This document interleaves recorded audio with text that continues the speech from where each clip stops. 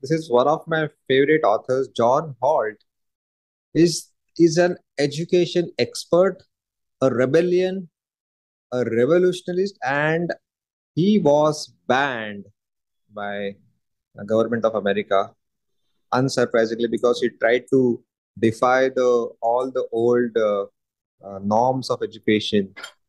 Uh, so, what do you think before the concept of education was invented? How did people learn? What was the kind of education? Do you know this? So, what do you think when there was no concept of school? How did children learn? They never learned. They never got educated. So, what happened was, in those days, most of the people were self-employed. So, a farmer, a goldsmith, a pottery guy, yeah, a blacksmith, and the kids spend their entire day with their parents, helping them in their daily chores. किसी का अगर grocery shop है, तो the kids used to help them, and so the kids learned by doing things. In fact, that's the only way to learn. Learning and doing are not two different phases. Doing is learning is the biggest message from this book, Instead of Education by John Holt. What do I mean by this is that you don't learn and do separately. Okay, for example, a girl wants to learn piano. Does she say that I am learning piano, then I'll play piano? ऐसा होता है क्या? नहीं होता है, right? She's playing, learning, she's making mistakes. It's integrated. It's one and the same. So playing and learning are not two different phases. But unfortunately, the evolution of schools happened in such a way that fine, there's nothing wrong in segregating the children from the parents for a few hours of a day and learn from somebody else. That was okay. There's nothing wrong in it.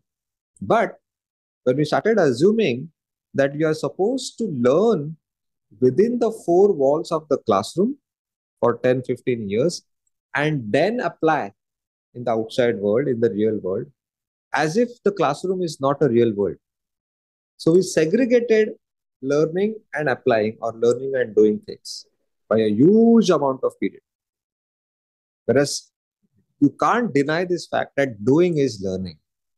I think all the coders, if there is any software engineer in this group, unless you don't write a code, a small program, the first program that we all learn when you learn a new language, say Java, is Hello World.